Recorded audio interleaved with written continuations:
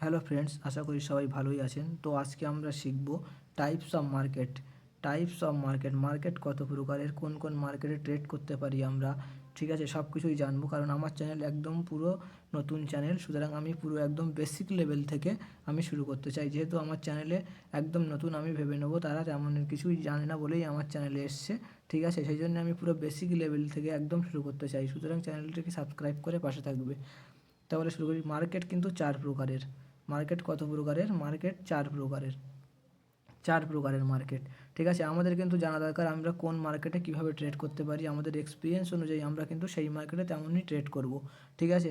একজন player, cricket player, সে কিন্তু নিজে ডিসাইড করে না সে কোন মাঠের জন্য ভালো, কিন্তু তার খেলার পারফরমেন্সের উপর ডিপেন্ড করে বোর্ড কিন্তু তাকে সেই মাঠে খেলার জন্য সেই মাঠে সে তেমন ভালো পারফরমেন্স দেখাতে পারবে কিনা তার উপর ডিসাইড করে কিন্তু সেই প্লেয়ারকে কিন্তু সেই মাঠের জন্য নেওয়া হয়, ঠিক আছে। আমাদেরও কিন্তু জানতে হবে আমরা কোন মার্কেটে সবথেকে ভালো ট্রেড করতে পারবো।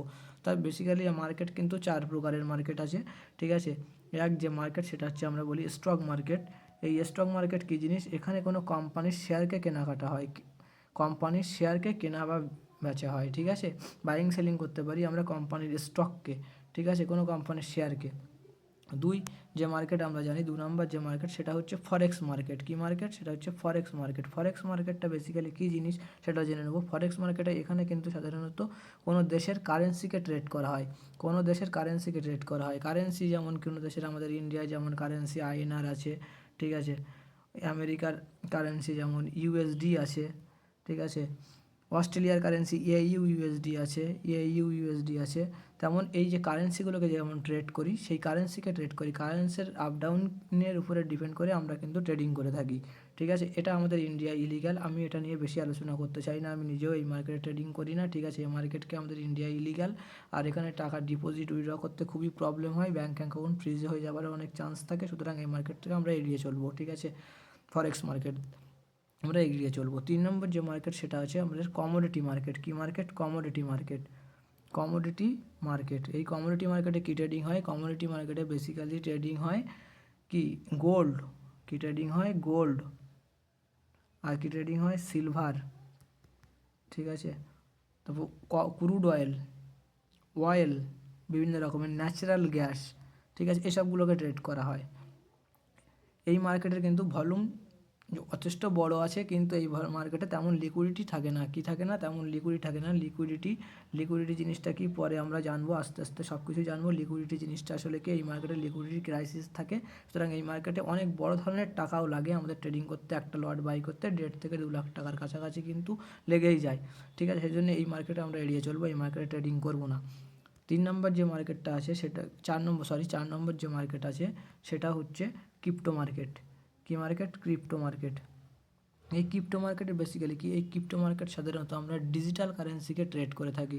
সাধারণত কী মার্কেটকে কিন্তু ট্রেড করে থাকি? ডিজিটাল কারেন্সি আমরা যেমন যেটাকে বলি আমরা বিটিসি, ঠিক আছে, ইথিরিয়াম,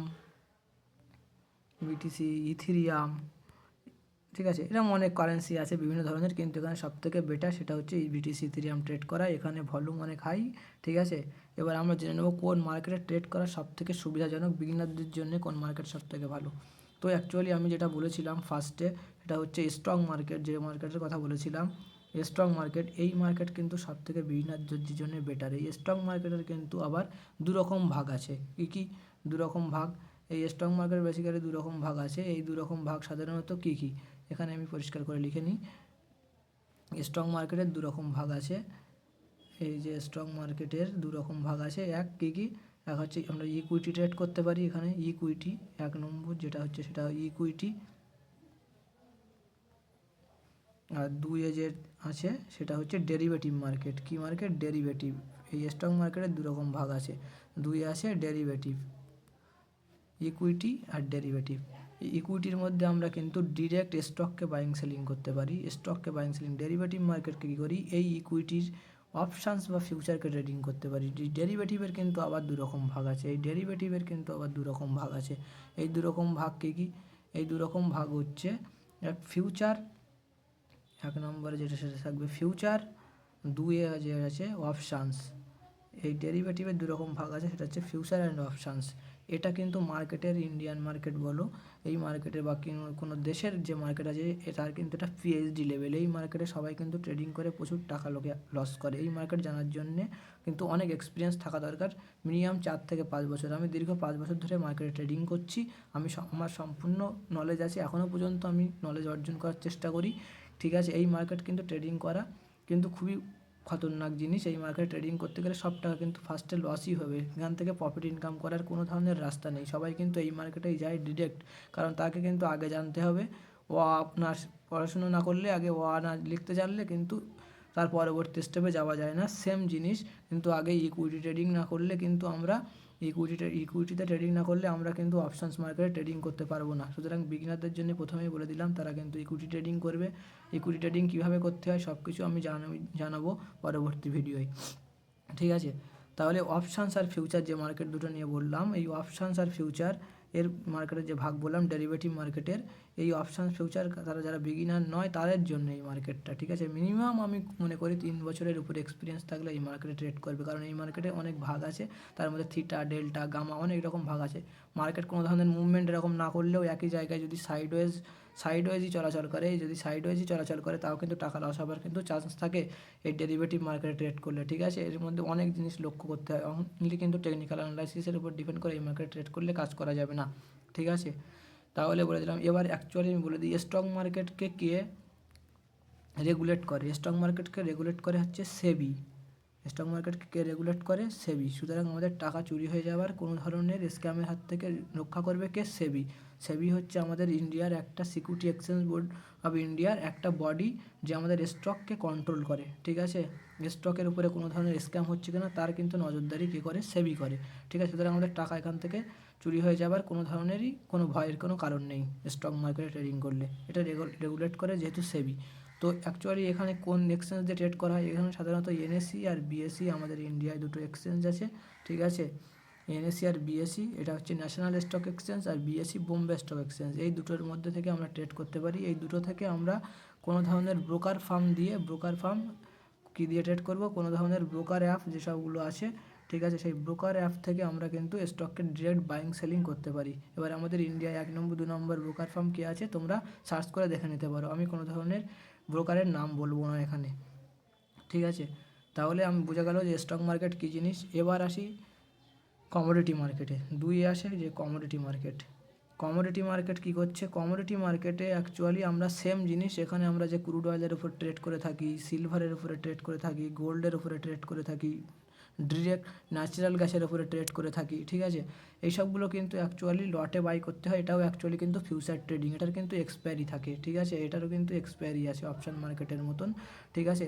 সুতরাং এখানে আমি ট্রেড করতে আমি নিজে অতটা আমার ভালো লাগে না, আমি নিজে ব্যক্তিগত মতামত বলছি যে আমি এখান থেকে কিন্তু কমোডিটি মার্কেটে আমি ট্রেডিং করি না। সুতরাং তোমরা চাইলে করতে পারো, কিন্তু এখানে মিনিমাম লট 1 থেকে 1.5 লাখ টাকা 2 লাখ টাকার ধারে পড়ে যায় লট, সেহেতু আমি করি না। আর তাছাড়া এর মধ্যে লিকুইডিটিটা খুবই কম থাকে, লো লিকুইডিটি আমার মতে তেমন মনে হয় না, খুবই আপ ডাউন পুরো মানে ঠিকঠাক থাকে না লিকুইডিটি জিনিসটা তোমরা পরে বুঝে যাবে, আমি পরবর্তী ভিডিওয় সব জানাবো। যেহেতু আমি বিগিনার থেকে শুরু করছি, এটা অনেক আপডেট লেভেল আছে, এসব লেভেলগুলো পরে জানতে পারবে, ঠিক আছে। তাহলে কমোডিটি মার্কেট হয়ে গেছে। এবার বলছি সেটা হচ্ছে ফরেক্স মার্কেট। এই যে ফরেক্স মার্কেট এটা কিন্তু আমাদের ইন্ডিয়ায় ইলিগাল, ঠিক আছে। যারা করতে চায় আমি তাদের বলবো যে করার মন থেকে চাইছে, কিন্তু তারা একবার ট্রাই করে দেখতে পারে, কিন্তু এখান থেকে কিন্তু প্রফিট আনা খুব অসম্ভব ব্যাপার। কিন্তু এখানে লিকুইডিটি খুবই সুন্দর লিকুইডিটি থাকে।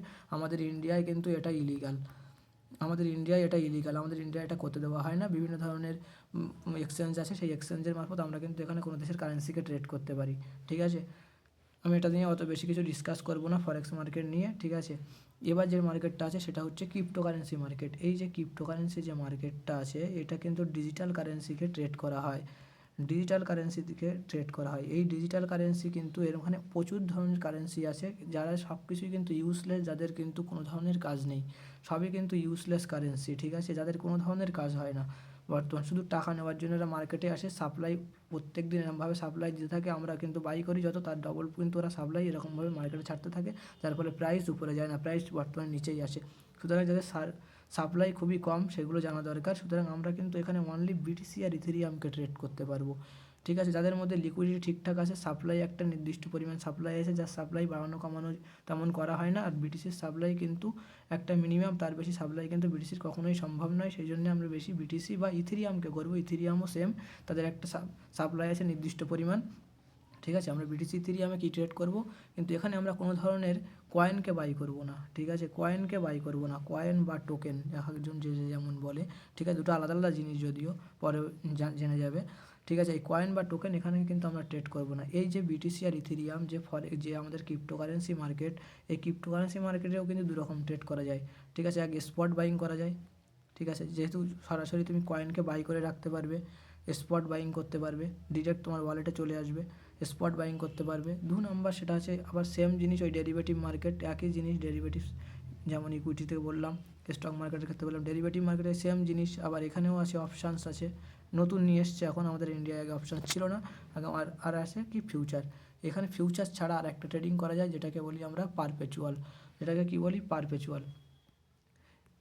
এই পারপেচুয়ালটাই আমার বেটার লাগে। ঠিক আছে, এটার কোনো ধরনের চিরস্থায়ী, এটা কোনো ধরনের থিটার ডিকে হবার কোনো ব্যাপার নেই, প্রিমিয়াম ডিকে হবার কোনো ব্যাপার নেই, আমাদের লস হবার চান্স কিন্তু তেমন থাকে না। যেহেতু মার্কেট সাইডওয়েজ হয়ে গেলেও, মার্কেট আমাদের দিকে গেলে, লস রিকভার হয়ে গেলে আমরা কিন্তু আবার প্রফিটে চলে যেতে পারি। ঠিক আছে, এটা হচ্ছে পারপেচুয়াল ট্রেডিং। এটাকে কিন্তু ক্রিপ্টোতে সম্ভব এই ট্রেডিংটা করা। এবার বলি ক্রিপ্টো জিনিসটা কি। ক্রিপ্টো কিন্তু যে ক্রিপ্টোকারেন্সি, এই যে মার্কেটটা কেউ কিন্তু রেগুলেট করে না। ঠিক আছে, এটার কিন্তু কোনো রেগুলেট করে না কেউ, কোনো রেগুলেটর নেই এটাকে। আমাদের যেমন সেবি রেগুলেট করছে স্টককে, এখানে কোনো ধরনের রেগুলেট নেই, নো রেগুলেশন মার্কেট। ঠিক আছে, কোনো ধরনের কেউই রেগুলেট করে না। এটা জাস্ট একটা এফআইইউ দ্বারা এটাকে একটা ফিনান্সিয়াল ইন্টেলিজেন্ট একটা ইউনিট আছে। ঠিক আছে, এই এফআইইউ দ্বারা এটাকে জাস্ট দেখাশুনো করে, জাস্ট এটুকুই। কিন্তু টাকা যদি চুরি হয়ে যায় কেউ কিন্তু দায়ী নয়। সুতরাং আমরা কিন্তু এখানে কোনো কয়েন বাই করবো না, আমরা অনলি পারপেচুয়ালকে ট্রেডিং করতে পারি। ঠিক আছে, অনলি পারপেচুয়ালকে ট্রেডিং করতে পারি, যার কোনো ধরনের এক্সপায়ারি থাকবে না, চিরস্থায়ী আমরা হোল্ড করতে পারি। ঠিক আছে, প্রফিট লস নিতে পারি। এই পারপেচুয়াল ট্রেডিং করার জন্য আমরা কী ব্যবহার করতে হবে আমাদেরকে, এটাও সেম জিনিস, কোনো ধরনের এক্সচেঞ্জকে আমরা ব্যবহার করব। এবার তুমি সার্চ করে দেখতে পারো আমাদের ইন্ডিয়ায় 1 নম্বর এক্সচেঞ্জ কী আছে, 2 নম্বর এক্সচেঞ্জ কী আছে। কিন্তু আমি একটা জিনিস বলবো, এই ক্রিপ্টোকারেন্সির যে এক্সচেঞ্জ, যেহেতু কেউ রেগুলেটেড না, সুতরাং খুবই কম পরিমাণ টাকা সেই এক্সচেঞ্জের মধ্যে রাখবে, যাতে কোনো ধরনের অসুবিধা হয়, যদি কোনো ধরনের যেন আমাদের বড় ধরনের সম্মুখীনের মধ্যে না পড়তে হয়। ঠিক আছে, এটা মাথায় রেখে কিন্তু আমরা এই ক্রিপ্টোকারেন্সি মার্কেটে ট্রেড করব। ঠিক আছে, তাহলে বলে দিলাম অ্যাকচুয়ালি মার্কেট কত প্রকারের, 4 প্রকারের মার্কেট আছে। যেটা হচ্ছে আমরা স্ট্রং মার্কেট, 2 ফরেক্স মার্কেট,